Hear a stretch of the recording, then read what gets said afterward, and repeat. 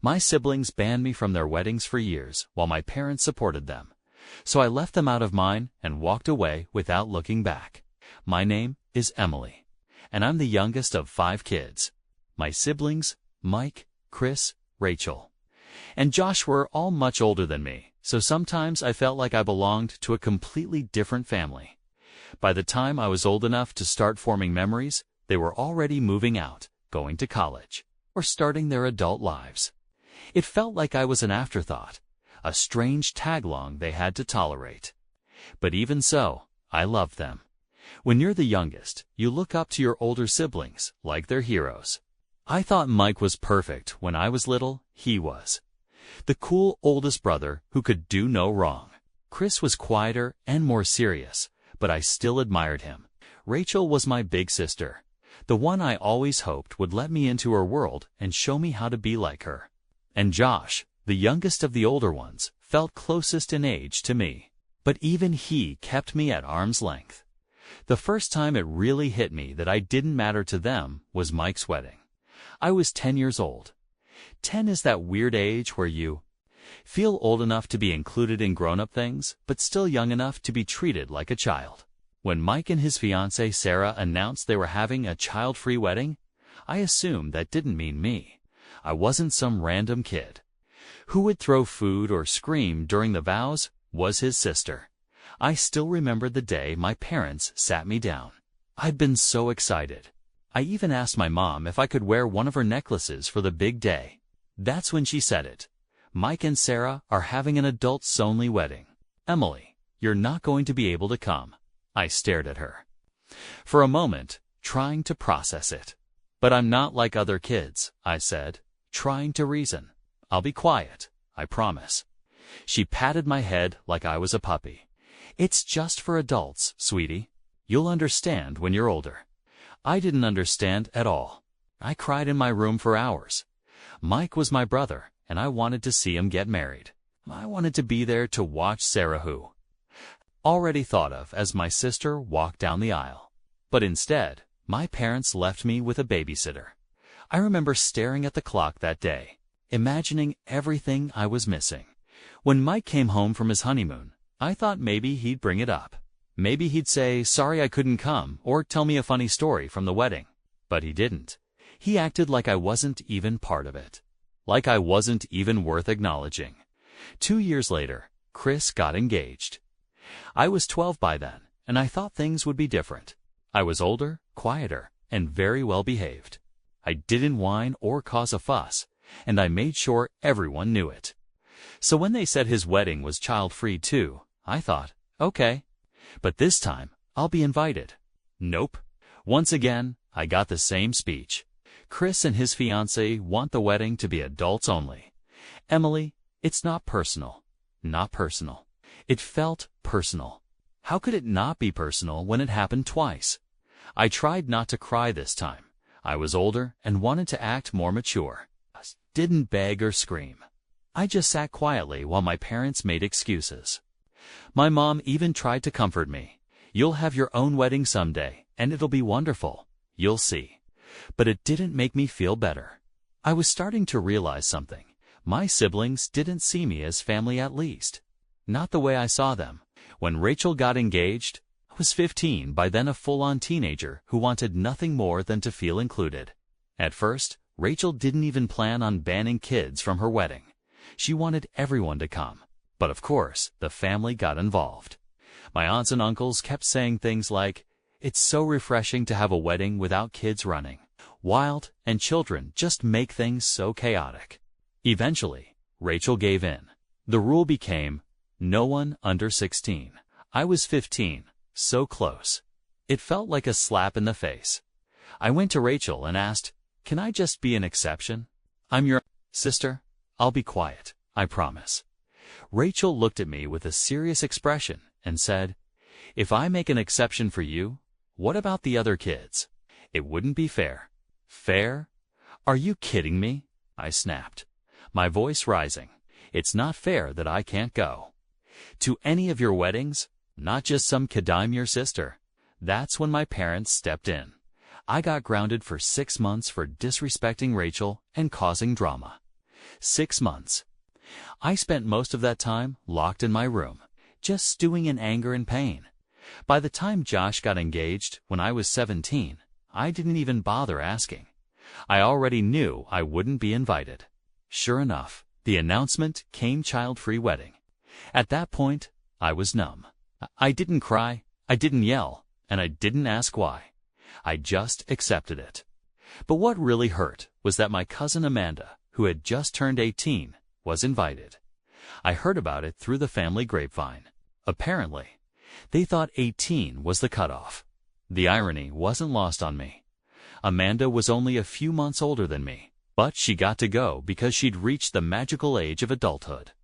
When my parents asked why I hadn't made a big deal congratulating Josh, I just shrugged. I sent him a quick text. "Congrats, Hope. It's a great day." Then I locked myself in my room like I always did. By that point, I had started to check out emotionally. I realized I just didn't matter to them. I wasn't their little sister. I was just a kid they barely thought about. And it hurt. It really, really hurt. Years passed after the last wedding. Stopped trying to fit into my siblings' lives because, honestly, I was just tired. Tired of being the one left out. Tired of being the kid sister no one cared about unless it was convenient for them. By the time I met my now fiancé, Tyler, I'd pretty much checked out of the family dynamic. I didn't expect much from anyone anymore. Tyler was the first person to actually listen when I told him about my family.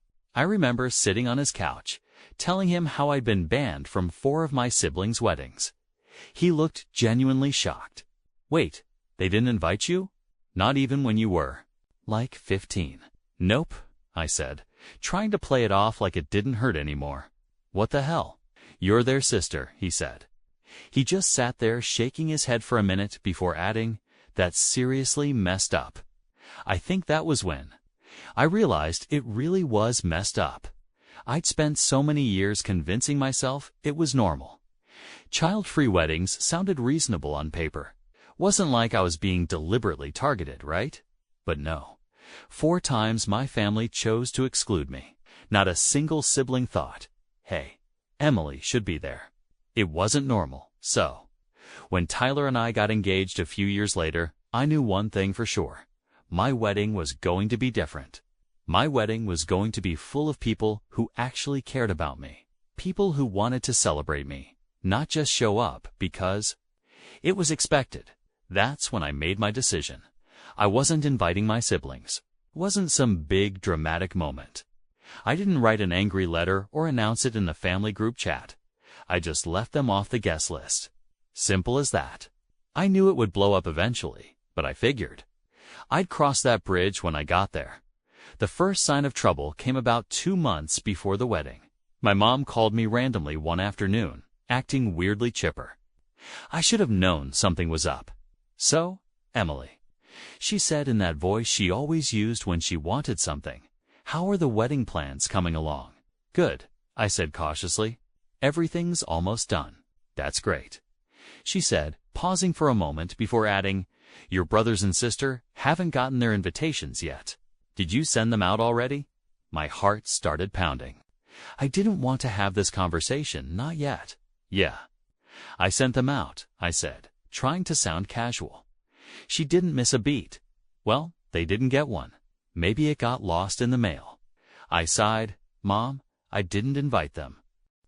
There was silence on the other end of the line, a heavy, shocked pause. Then came the explosion. "What, Emily? How could you not invite your own family? Your siblings? What's wrong with you?" I gripped the phone and tried to stay calm. "They didn't invite me to their weddings, Mom. Not a single one of them. So I'm returning the favor. It's fair." She sounded like I'd just committed a crime. "That was different, you were young. They didn't mean to hurt you." I laughed bitterly. "Well, it hurt anyway. And now I'm done pretending it didn't." She started in on the guilt trip immediately. "Emily, you're being spiteful. Family is family. You don't just shut them out like this. What are people going to think?" And there it was. What will people think? My mom's favorite concern. I cut her off before she could say anything else. "I don't care what people think. Mom, this is my wedding, and I'm only inviting people who care about me. They didn't care enough to include me in their big days, so I don't see why they deserve to be at mine." She hung up on me. I wasn't surprised. That night, the group chat blew up. It started with Rachel being fake, as usual. "Hey Em, did something happen with the mail? We haven't gotten our invites yet." Then came Chris. Blunt as always. "What's going on? Why aren't we invited?" I stared at my phone for a long time, debating whether or not to reply. Part of me wanted to lay it all out to tell them exactly how much they'd hurt me over the years, but another part didn't see the point.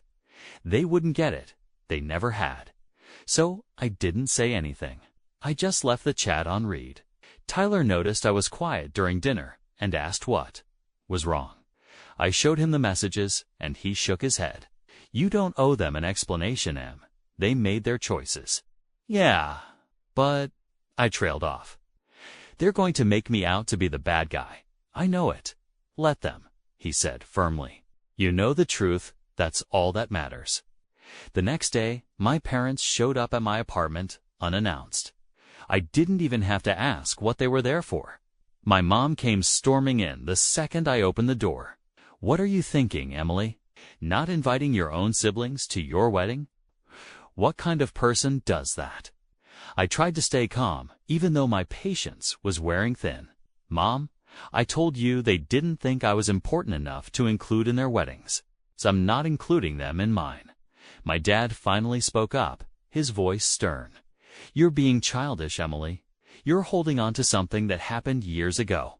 That's when I snapped. I was a child when they did it. Dad, I begged to be at their weddings, and they all shut me out. Don't talk to me about being childish when I was the one left crying at home 4 times. They didn't know what to say to that. My mom looked like she was about to cry. But I didn't let her guilt me this time. "You can keep defending them if you want, but I'm not changing my mind. If they cared about me, they would have shown it back then." They left, furious and frustrated. Over the next few days, the messages from my siblings got nastier. Chris called me selfish. Rachel said I was ruining the family. Josh didn't even bother sugarcoating it. "You're being petty, Emily. Grow up." I didn't reply to any of them. I didn't need to explain myself anymore. Tyler hugged me one night while I was scrolling through their messages and said, "I'm proud of you, for standing up for yourself." And for the first time, I felt proud of myself too. After the first round of family drama, I expected things to die down. I figured they'd grumble to each other for a while, maybe complain to some distant cousins, and then move on. It's how things usually went when my family didn't get their way.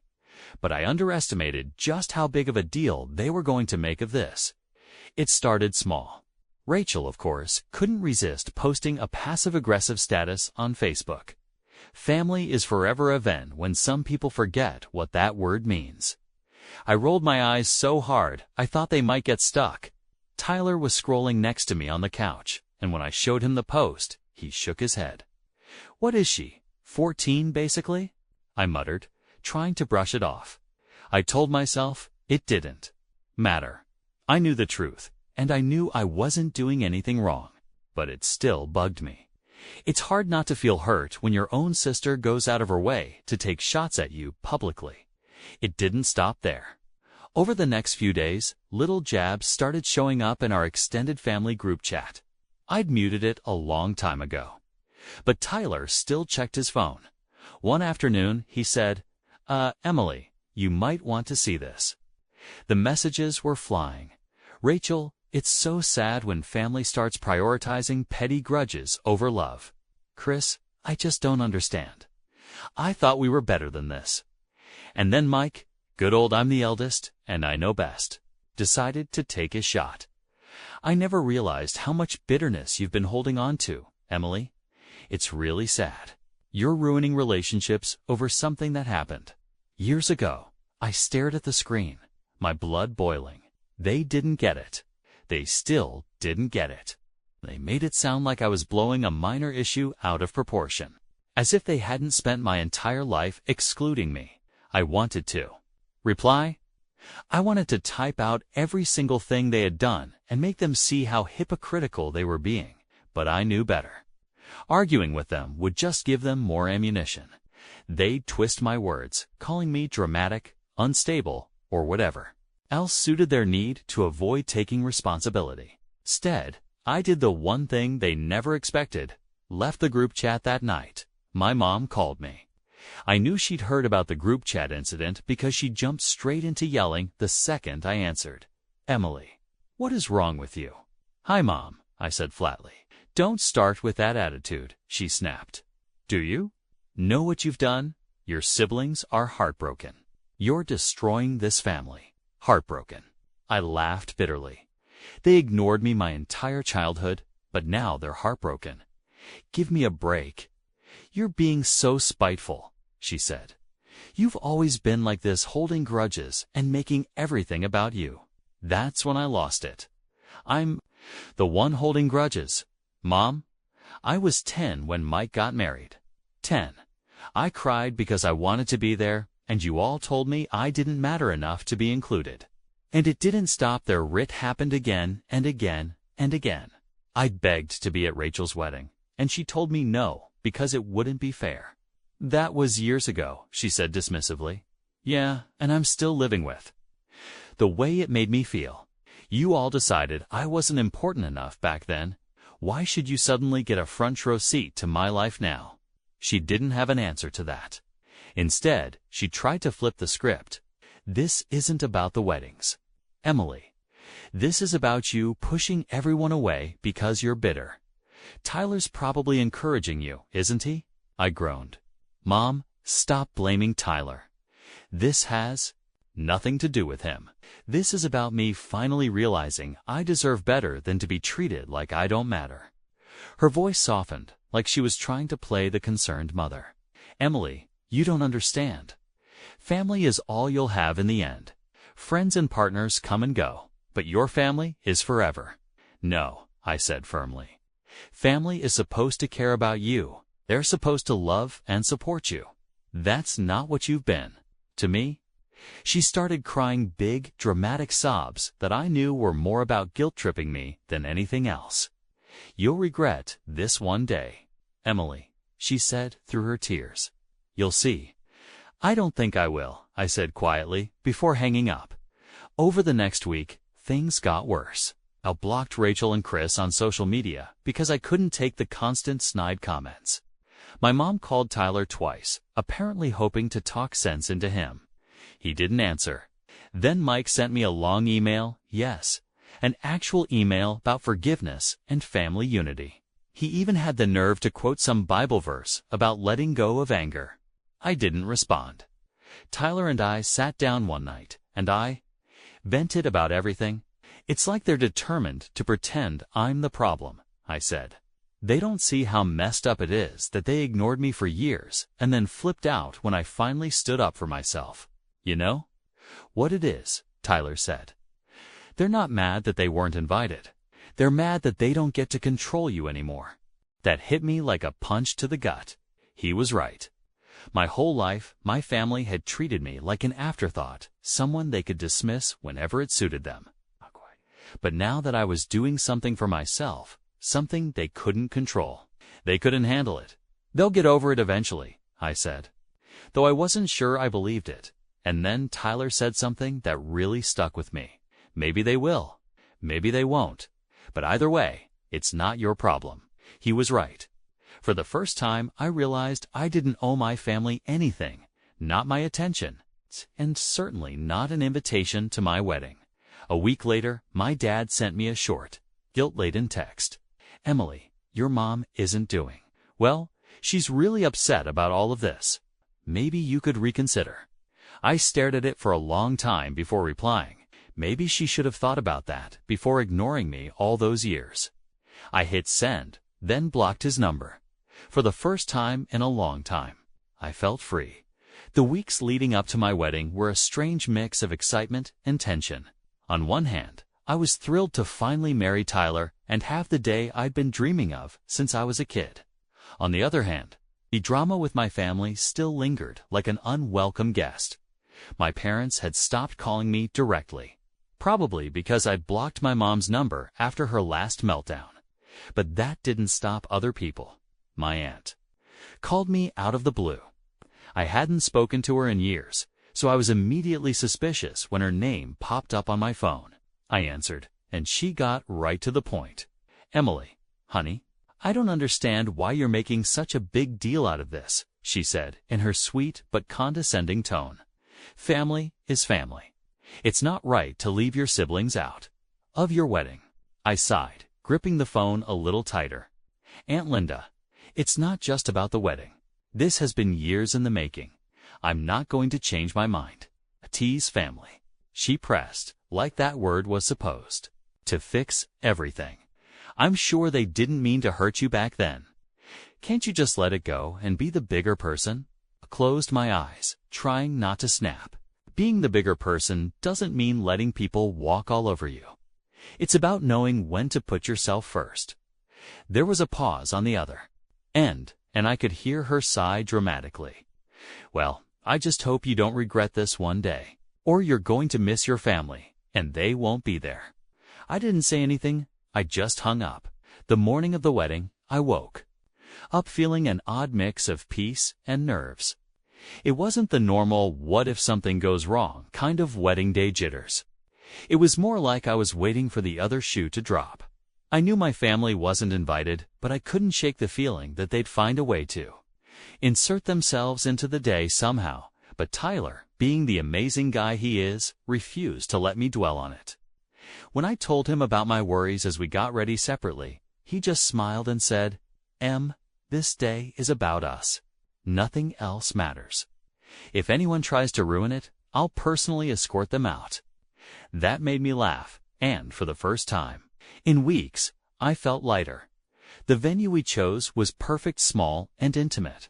A garden surrounded by flowers, twinkle lights strung through the trees, and a little gazebo where we'd say our vows. I didn't want a giant, elaborate wedding. I wanted something that felt real and full of love.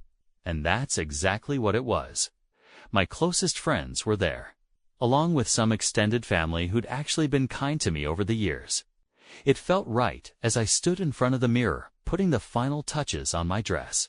My maid of honor, my best friend, Jenna, walked in and grinned. "You look amazing, Em." "Thanks," I said softly, feeling a wave of emotions.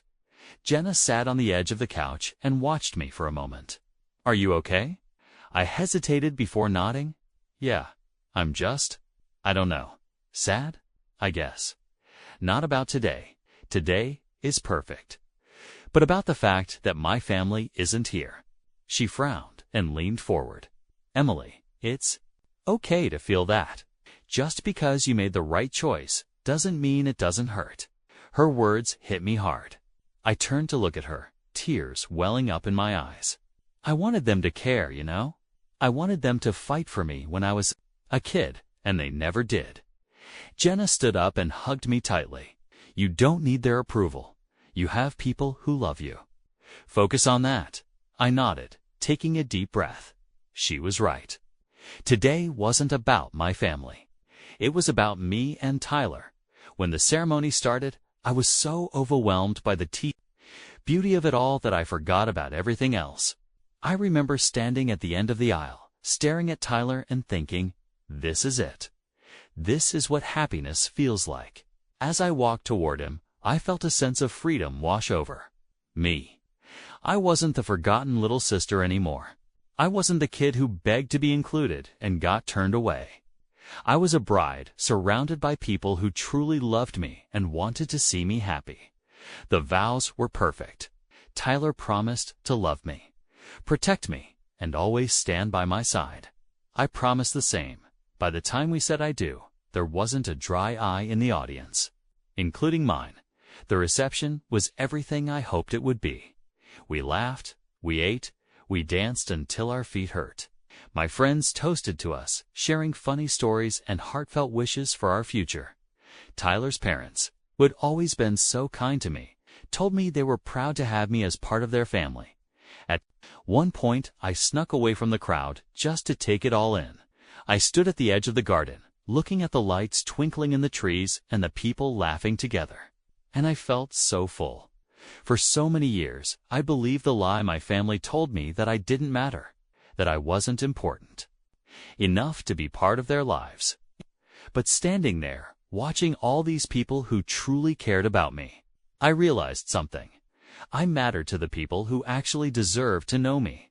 Later that night, as the reception started winding down, one of my cousins pulled me aside. "Hey, Emily, I probably shouldn't say this, but..." I groaned. "What is it now?" She looked sheepish. "Your mom and Rachel apparently threw some kind of dinner tonight, like an alternative to your wedding." I stared at her for a second, then burst out laughing. "Are you serious?" She nodded. "I know it's pathetic. I just thought you should know." I shook my head, still laughing. "That's fine.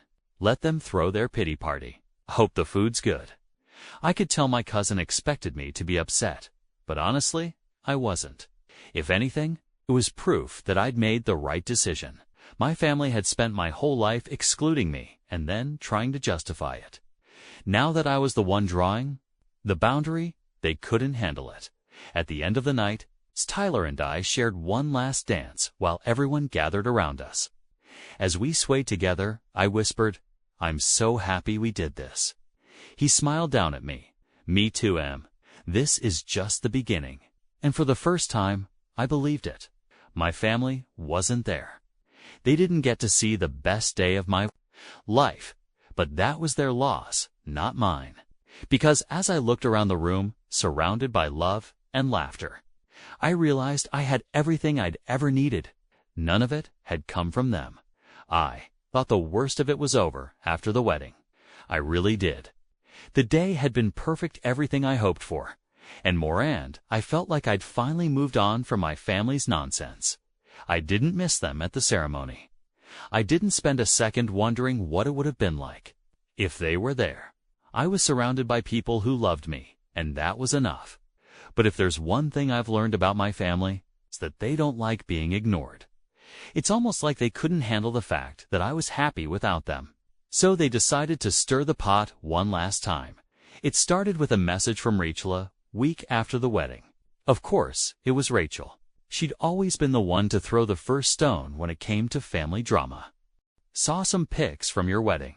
I can't believe you had it in a garden.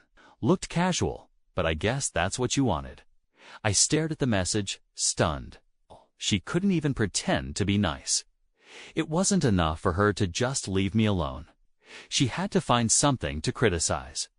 I was tempted to reply with something snarky. Something about how her wedding might have been fancier, but at least mine wasn't full of fake smiles and people who didn't care about me. But I stopped myself. I didn't owe her a response. A few days later, I started getting messages from extended family members I hadn't heard from in years. Apparently, Rachel, Mike, and Chris were on some kind of campaign to paint me as the villain. My Aunt Linda, the same one who tried guilt-tripping me before the wedding, sent me another message. "Emily, I don't know what happened between you and your siblings, but they're really hurt. Rachel says she tried to reach out and you're ignoring her. Maybe it's time to let go of the past." I sighed and rolled my eyes. How many times did I have to explain this? How many people did my siblings need to rope into this mess before they realized I wasn't budging? Tyler noticed I was frustrated and sat down beside me. "Another guilt trip?" he asked, glancing at my phone. "Yeah, Aunt Linda, again. She says they're hurt." He snorted. "Hurt because they can't control you anymore." I smiled faintly. He wasn't wrong. I just don't get it. They ignored me for years. I begged to be included in their lives, and they shut me out. Now suddenly, I'm the bad guy for setting boundaries. "That's how it always goes," he said softly. "When you start protecting yourself, the people who hurt you are the first ones to cry about it." The real low point came a few days later when my mom showed up unannounced. It was a Sunday afternoon, and Tyler and I were having a lazy day making brunch in pajamas, laughing over burnt pancakes. We heard a knock at the door, and I froze. I just knew it was her. Sure enough, I opened the door to find my mom standing there. looking as dramatic as ever. "Emily," she said, her voice already carrying that familiar tone of disappointment. "We need to talk." I sighed. "Mom, now isn't a good time." She didn't care. She pushed the door open slightly, trying to step inside. Tyler appeared behind me, gently putting his hand on my shoulder for support. "Double quotes, Emily, please," she continued. "This has gone far enough. Your siblings are devastated. Devastated. Do you really think this is how family should act?" I clenched my jaw and kept my voice calm. "You don't get to show up here and lecture me, Mom. I invited the people who care about me to my wedding. They didn't make the cut, and that's their fault, not mine." Her face fell into that familiar look of disbelief, like she couldn't understand how I could possibly stand up to her. "You don't mean that. They love you, Emily. They're your family." "No, Mom," I said, my voice firm. "Family doesn't make you feel small. Family doesn't leave you out when you're a kid and then demand to be part of your life when it's convenient for them. I spent my entire life trying to prove I mattered to them, and they never cared. I'm done." She blinked, stunned, into silence. For once I could tell she wanted to argue, but Tyler stepped forward, his voice gentle but strong. "I think it's time for you to leave," he said simply. My mom looked between the two of us, her face a mix of anger and sadness. "You'll regret this, Emily," she said, her voice soft now, like she was delivering a prophecy. "You'll miss us one day, and we won't be there." I met her eyes, unflinching. "No, Mom, I won't." Tyler shut the door behind her, and for a moment I just stood there, trying to process it. I thought I'd feel guilty, but I didn't. I felt relief the next day. I got a text from Chris. "Mom said she came to talk to you, and you slammed the door in her face. Real mature, Emily. You've turned into someone I don't even recognize." Kai read the message aloud to Tyler, who shook his head. "Block him. You don't need that." And I did. One by one, I blocked every sibling and relative who decided to pile onto the guilt train. I realized something important that day. I didn't owe them my time, my energy, or even an explanation. For years, it made me feel invisible. Now, I was taking control.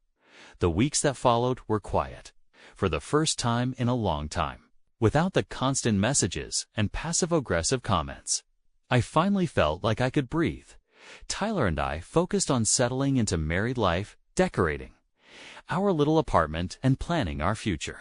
One night, we sat on the couch watching some cheesy movie, and Tyler turned to me. "Do you regret it at all, not having them at the wedding?" I thought about it for a moment before shaking my head. "No, I thought I would, but I don't. I spent so long trying to earn their approval, and for what? I don't miss them. I don't miss feeling like I'm not good enough." He smiled and squeezed my hand. "Good, you deserve better." And he was right. I did deserve better. A month after the wedding, I got one final message. This time, it was from Rachel's number, sent through a different phone since I'd already blocked her. "You've destroyed this family, Emily. I hope you're happy." I stared at the screen for a second before deleting the message. I didn't even feel angry anymore, just felt done, because I was happy. For the first time in my life, I wasn't chasing their approval. I wasn't begging for scraps of love and attention. I was surrounded by people who cared about me. And that was enough. It always had been.